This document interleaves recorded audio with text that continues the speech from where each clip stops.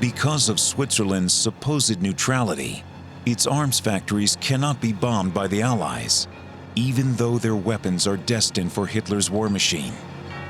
While British and American bombers target German arms factories, in Switzerland, the untouched factories continue to churn out weapons. There's a document which we've read, which I find curious, sent by the Joint Chiefs of Staff to the Secretary of State in 1940, I think it's 43, in the spring of 43. And it said that our bombing of Germany was rather ineffective because the Swiss kept shipping in the stuff to replace it.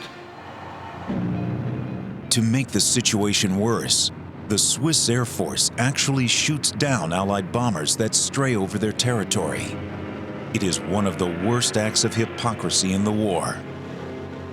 Worse is to come. Recent evidence confirms that Switzerland even allows German trains carrying slave labor to pass through its neutral territory. Swiss railroad worker Otto Frey remembers being ordered to keep this secret. Ab und zu hat man das etwa Hilferufe gehört, aber das ist also minim gesehen. Die sind natürlich auch vom Ausgangsbahnhof Gasso sind die vorgemeldet worden. Und man hat dann die mit einer gewissen Sorgfalt müssen behandeln, dass sie schlankenweg wieder zu der Schweiz ausgekommen sind. Even the trains destined for Hitler's death camps make their way through Swiss stations. Zurich, 1943. A train carrying Italian Jews is halted. One woman remembers the chilling night when she was asked to take soup to the train station. There was a Red Cross official, the lady, who told us the trains would come in at night, that we were supposed to bring flashlights, that we would be in teams of 4. Very slowly, these cars came and stopped, and a man came out from our station, and one of the recollections I had is, although it was very dark, when this car opened, the man or the face who peeked out was very white. It was very tense. And I also remember I thought, what would happen if all of a sudden all these people pushed this man aside and came tumbling out of the car? And I was worried. In a way, I wished they would be free, but in a way, I didn't want them to come out. We knew that they were going to Germany. We knew they were Jews. We knew about the concentration camps. The Swiss are not innocent when it comes to the worst crimes of the Nazi regime. But even when the war turns against Hitler, the Swiss continue to prosper. As German armies retreat, Nazis, fearing Allied justice, deposit millions of dollars of stolen wealth into Swiss banks. This wealth is earmarked to build one of Hitler's most perverted schemes, the infrastructure of the Fourth Reich. Fall, 1943. Hitler's dream of a Nazi empire stretching from the Atlantic to the Ural Mountains begins to evaporate. His army is bogged down in Russia.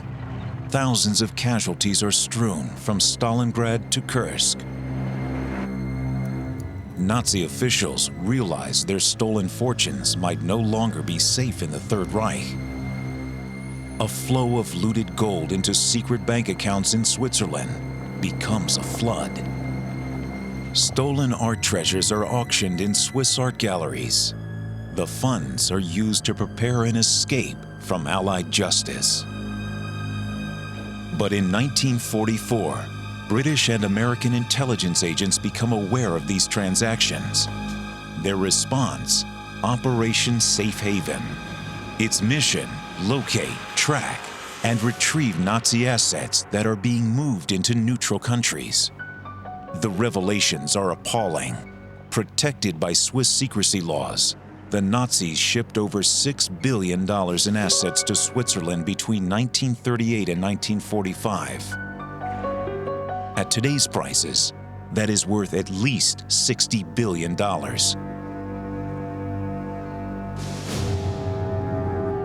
Much of this money is to be used to help Nazi officers escape.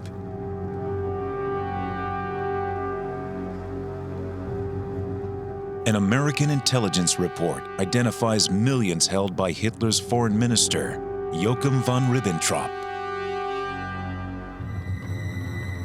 He uses Geneva's German embassy to launder a fortune in gold to banks in Lugano and Lucerne, a fortune that remains in secret accounts long after the war is over.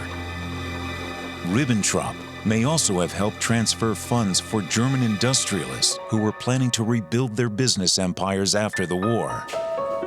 But the hidden gold does Ribbentrop no good. In 1945, he is put on trial at Nuremberg and found guilty of war crimes. 11 months later, he is executed by hanging. In Holland, another escape fund belonging to German industrialists, worth over $10 billion, is located by U.S. intelligence agents. But buried within the safe haven files is a more disturbing revelation: evidence that German industrialists are also preparing to resurrect a new Reich after the war. They work with a group of top SS officers. Using neutral countries, they plan to accumulate wealth and missile technology that could be funneled to Nazis working underground in post-war Germany. The plan is never implemented, but that money, worth billions of dollars today, has never been recovered. Yet another safe haven document reveals names, addresses, and telephone numbers of over 30 Swiss lawyers who the Allies believe are hiding German assets. 1945, Allied bombing targets Berlin. The Reichsbank and its branches suffer severe damage. The Nazis decide to disperse their loot to hiding places scattered around the country. Over $200 million is sent by truck and train to Bavaria. There, it is hidden in caves in the Bavarian Alps. Most of it is recovered by the Allies at the end of the war, but $20 million is never found.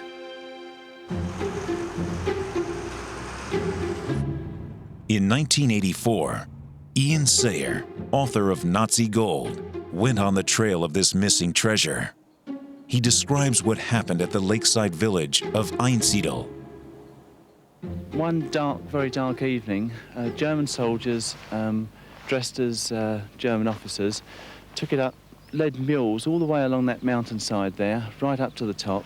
And when they got to the top, they buried this gold and the currency into a number of different holes right at the top of the mountain there. And there it stayed until the Americans occupied the area. When the Americans arrive in Einsiedel, they hear rumors of the hidden gold. One of the Germans who had concealed the gold, Colonel Friedrich Rausch, decides to rebury it in the village of Garmisch. They buried the currency in that garden of that house just over there. It stayed there for some weeks, and then Colonel Rauch came back again with an American and quite a few troops. And he demanded of the people that were in the house that they should hand over the currency, and he specified a particular sum. He gave them 3 weeks to dig all the money out of the garden, and then 3 weeks later he came back, collected it all up and put it in his jeep and headed off down the hill. The last time it was ever seen was in US military custody, and nobody has ever seen it since. Joseph Pinzel was one of the Germans involved in hiding the gold. He remembers revealing part of the hoard to the Americans. I'd been gossiping to my friends in the guest house that I knew where the gold was hidden. As a result, 2 Americans, probably from their intelligence agency, came to me, and I took them to a place called the Cow Hole up in Einsiedel. a German officer joined us, and we went up the mountain. They took a metal detector. The needle started to move at a place covered by logs. It was a very big hole. One of the Americans went off straight away and came back with 2 lorries which they loaded. It looked like square bricks, like something heavy. Yes, gold. They loaded it onto the lorry, a huge amount. But when U.S. officials make an inventory of the money, they make a disturbing discovery. Some $20 million of Nazi gold has disappeared from Garmisch. American and German soldiers may be the possible culprits. This money has never been recovered. Jewish survivors try to turn a new page and recover the life savings of deceased family members. What they find is stonewalling, denials, and obstruction. Swiss banks are involved in one of the most devastating and disturbing stories of the war.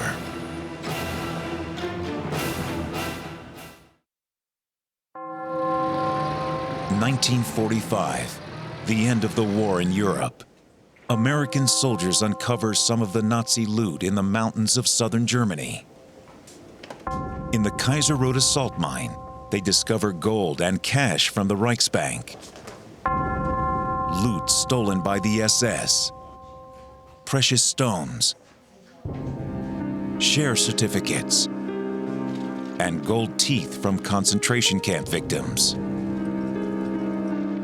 They also discover many stolen cultural treasures, including Renaissance and Baroque art. The amount of recovered gold rises into the billions, but it's just the tip of the iceberg. The reserves of entire countries are still hidden in Swiss bank accounts. While leading Nazis go on trial in Nuremberg, the Allies launch an investigation into the dealings of Swiss banks. Swiss assets in both the US and Britain are frozen as the Allies probe Swiss banks for German accounts. Many top Nazis face the death penalty at Nuremberg, but no such sentences can be handed out to the Swiss bank managers who stored their gold. The country is still a neutral haven between the capitalist West and the communist East.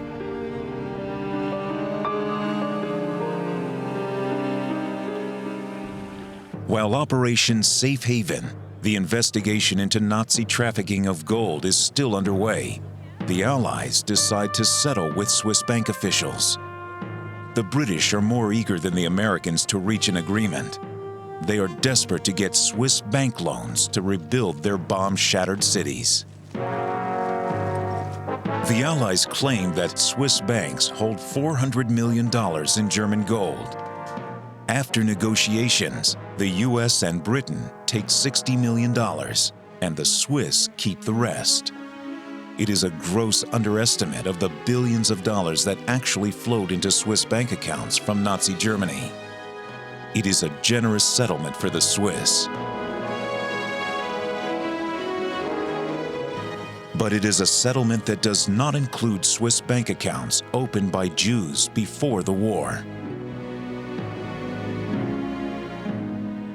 When Holocaust victims and their relatives come to retrieve their family money, Swiss banks obstruct them. What are they hiding?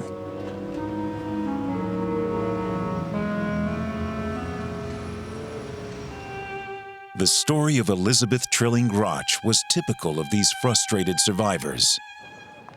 During the Nazi era, Elizabeth's mother hid her in an attic in the Warsaw Ghetto to avoid persecution. She recalls how her mother tried to buy their way out of the ghetto with money in a Swiss bank account.